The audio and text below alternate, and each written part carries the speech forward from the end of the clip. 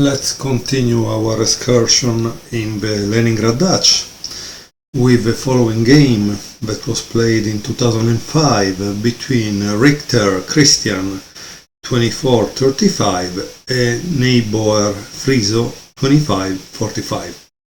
So Richter could be an international master, Neubauer a grandmaster. It was played in the Netherlands Championship. So d4, f5, g3, knight f6, bishop g2, g6, knight f3, bishop g7, castle, castle, c4, d6, knight c3, and c6. This is our beginning, our standard position, right? From here we see again this move because probably it's the most used for a couple of reasons. One, because you gain space in the enemy center. Two, because if he tries to make this, you can get right away. And like we said, black wants to play this, but was also to play this or this, not only to play this for playing it. So black want to play it to gain an advantage in space that then will be used to attack the king side. Otherwise, just for pushing, it doesn't mean anything, okay? But in this game, you will see right this. D takes e6, that is the en passant. Bishop takes e6, attacking this. b3, protecting, but then the diagonal becomes open. And knight a6. Now, obviously, knight a6 is the move that was played by the grandmaster in the game. But we want to understand why he didn't play this move, right? Because you take, I take, we are all happy, right? Or at least black is definitely happy. White, I don't know. But let's see. Knight takes e4, because we must, in any case, analyze also the moves that to us seems incredible, not correct, etc., etc. Why? Because you never know what you discover, okay? Bishop a1, queen takes d6, queen takes d6, but here there is also another possibility, that is queen e8. For the moment, let's watch this queen takes e6, knight takes e6, and now you have two possibilities. One is bishop c8 and the other is b6. Let's start to see b6, okay? Bishop g5, bishop f6, bishop takes f6, rook take f6, knight e8. That's great, Rook f7 to control it, knight g5, rook e7, knight here, because at this point you need to give me something, right? You need to give me something. Tack and tack. Amazing. Is this good or not? So how do you evaluate the position? Tell me how you evaluate it, okay? No big deal. Let's say that you play this, right? So I play probably this, you play this, and I play this. So who do you think is better here? Obviously white, right? White is winning because 3, 6, 7, 3, 5, okay? So white is winning. Now let's go back, and because this point it's very, very important. Clearly there are a lot of variation, a lot of possible moves that we need to see. So we were more or less here, and we started to evaluate this move because we said it doesn't make any sense since there is this, and this is what you would like to play, right? But you don't like this. Yet, let's see what happens after this happens, okay? And now, instead of this move, like I said, because you see that there is this, we start to analyze the consequences of knight e4. Obviously, if you try to save it, you're going to lose it, right?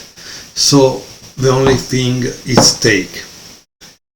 And after takes, you obviously gain this. And here we are, right? Now there is queen takes d6. But we still didn't finish to analyze all the lines coming from queen takes d6. After we will see also queen e8, okay? So queen takes d6. And then it continues with knight takes d6. And here, instead of b6, that was the line that we analyzed, we see what happens if black plays bishop c8. That again seems not right, seems counterintuitive, but you need to analyze it because you don't know if actually it works. Sometimes some crazy stuff actually works. Bishop g5, and you must ask yourself, why bishop g5 and not bishop h6? Probably because no, this wouldn't work because of that, so probably this would be the answer. So you need also to find the answer right away, because this could also be a blitz game, right? So bishop g5, bishop f6, bishop takes f6, rook takes f6, okay? And knight takes c8,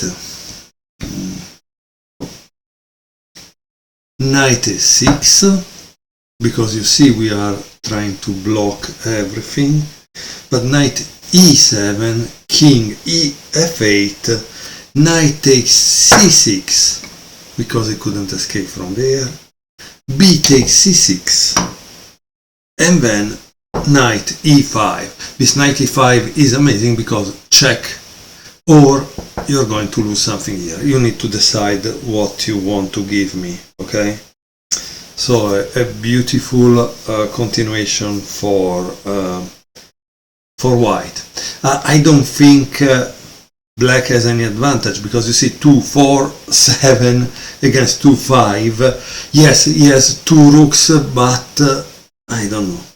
Can actually save them? I don't know. Let's see. Let's see what happens. Maybe you can play this, right? Maybe something like this. Which probably can play. Check. Maybe this. Because you see, now he must remove this, right? To avoid a problem. Let's say if he puts it here, I don't know.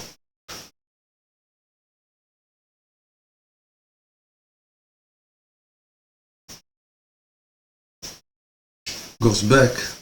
Honestly, I'm not using an engine. I don't want to use an engine. Why? Because in a real game I will not have a chance to use an engine. So maybe this and this. So here, if we make a count of the forces, black has a kind of quality, 2 rooks against rook and bishop. These are okay, but here is 3, 6, 7, 3, 4. I'm sorry. Obviously white has an advantage, which would then prove that knight e4 wasn't a good move. But now let's see also the continuation with queen e8 just to be sure, okay?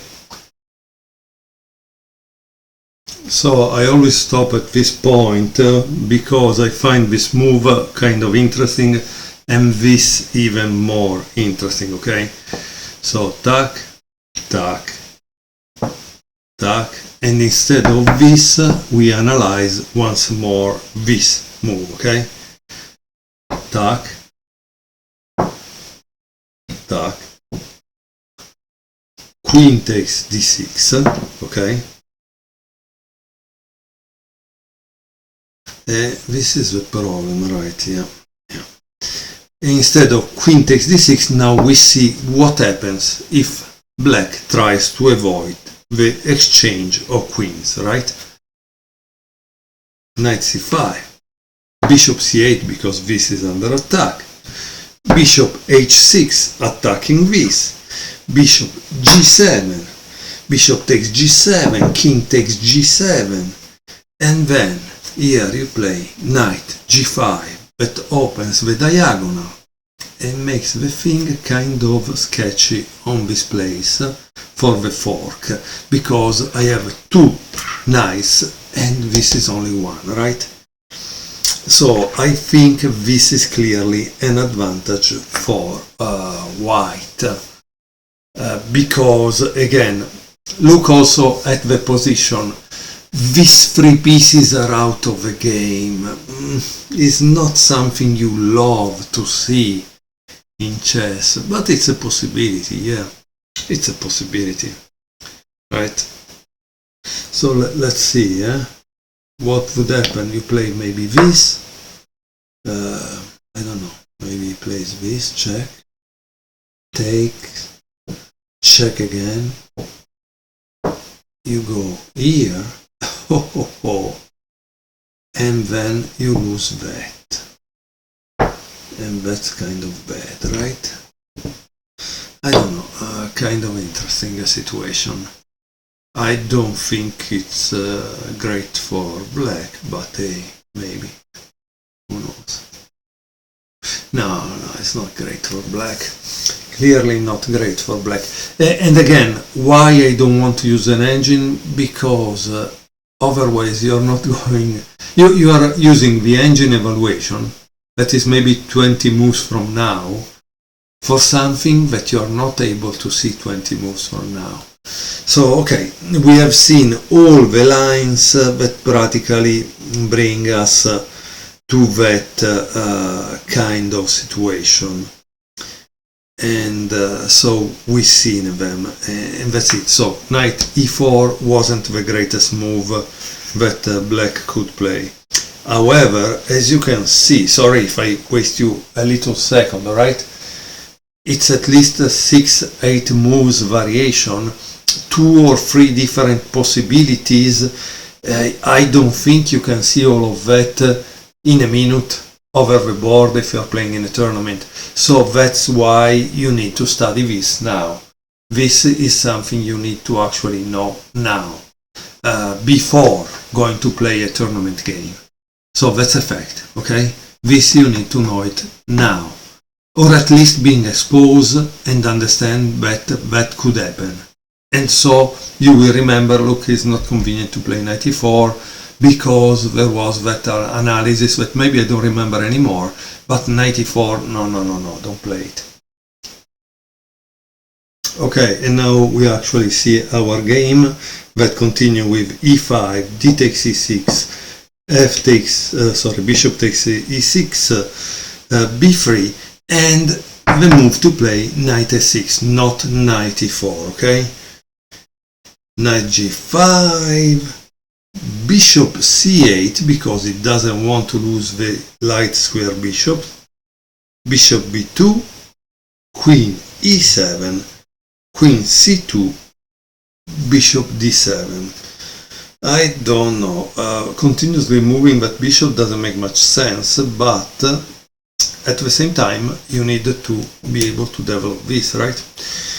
But here, for example, this could have been played, right? Knight f3, bishop e6, knight d4, bishop f7, rook a d1, rook f e8, e3, rook a d8. Very good, very interesting situation, right? So what do you think of this position? How do you evaluate the position? What do you think about it? What is it better for white? Is it better for black? Is it equal? What are the plans? Because now e5 doesn't exist anymore, so you cannot actually push it. So it must be a kind of different plan, right? Okay, take a few minutes and also think about how would you continue from here if you were black, or what would the white play at this point, no? Because the last move was rook a d8. So would the white try to attack this like this? Idea. This is kind of weak. How do you attack it? No. Attack this from before? No. Interesting situation, right? So the first thing in this case is to start to think in terms of concrete plans, like can I give check, for example, and I don't see a way to give check. Can I take an opponent piece that I could take here? Knight takes f5. Or knight takes c6. Or bishop takes c6. B takes c6, knight takes c6. Do you like it? You don't like it? So as you can see, it's in concrete terms that you need to think in order to win, to create a plan, to go forward. That could be interesting. Okay, let's move on and let's continue to watch the game. So this was the position. Black just played this instead of this move, okay? Bishop d7, rook a d1, rook a d8,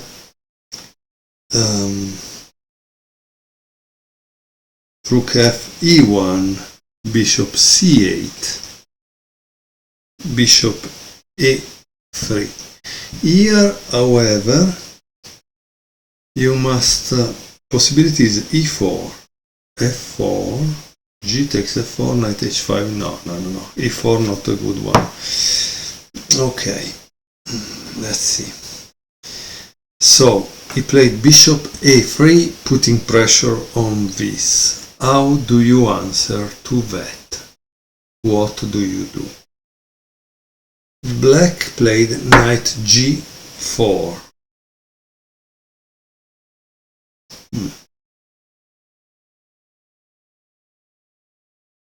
Kind of interesting, because he's attacking this, right? And then, of course, there is an attack from this one, and there is an attack on this one. So we need also to be able to visualize what the last move of our opponent did.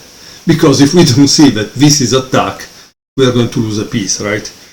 So white played bishop c1. But why he couldn't play this?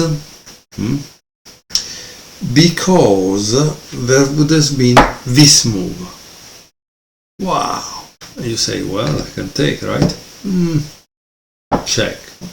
And now if you move, this other one fall down, right? So clearly not the situation you want to go in. And that's why he played bishop c1, okay? But after you play this, as you can see, of the two sides, black is the one that has the initiative. Why? Because he's attacking. He's attacking and is obliging white to defend. Knight b4 is another attacking move. Queen d2. bishop takes c3, queen takes c3, and now, boom, knight takes a2, queen d2, and knight takes c1, queen takes c1, and now you want to cut the connection between the defender and this knight in enemy territory. How do you do that? f4. And now I want you to pause the video, okay? I want you to pause the video because these are real tactics, not the one that you make in Tactics Trainer and they never come in your game. These are real tactics in the opening that you have chosen to play. So, now you must tell me what would happen if white would play this, which is a kind of mistake, okay? You tell me, why it's a mistake, why? Well, that's why I told you pause the video, right? Because you need to think.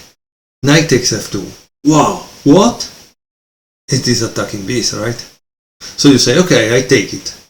But if you take it, this is pin. And so black can play queen takes g5.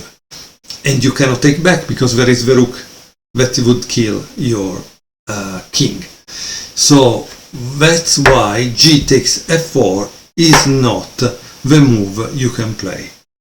So what did white play? White played knight f3. Okay? So that was the reason. F take g3, h take g3. So why h take g3? Generally the idea is that you don't want to keep a pawn on the h file, you want to go toward the center. Obviously there are, like always, exceptions to the rule. Queen c7, rook f1, queen e5, rook d4 attacking this, and what do you play here? You play rook d e8 because you want to try to enter in the second rank. Queen b2, this is starting to try to control a very important diagonal. Queen h5, he wants to remove the defender for giving checkmate. So rook takes f3, queen h2, checkmate. Rook f d1, obviously is trying to escape the checkmate, right? d5, c takes d5, and c5. And that's okay, right? So rook a4, bishop d7, rook takes a7. And now I want you to pause the video once more and see what you would play for black. It's a very important move. It's the reason why you also played this rook on the e file, because the idea is still to block this king from escaping a checkmate event. Okay? So, let's see what happens. I hope you pause. Can I continue? Right? So, the next move is rook takes f3. Boom. And here, white resign. Why did white resign? Why did white resign? Quite simple. If you play e takes f3, now this is here, right? So you cannot escape. Take king f1, right? And then there is bishop b5. What do?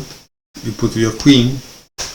But you tell me, oh, wait a minute, what's going on here? Okay, you made this, but I play this. Sorry, let's put this back, okay? I play this, what do? Well, checkmate.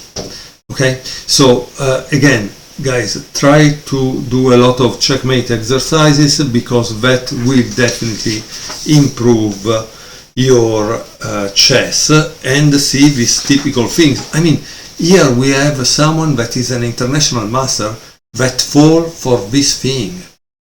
He fall that he didn't see what would happen after rook takes f3, right?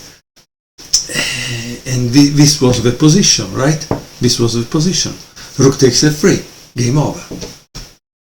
And this guy is an international master, so he's someone that played chess at high level all his life, is clearly in the top maybe 1-2% in the world. So if an international master can do this, you can do it too in your own games, in tournament. And so that's why we are studying this opening, which is teaching us a lot. Thank you very much for watching. I hope you enjoyed it. See you next game.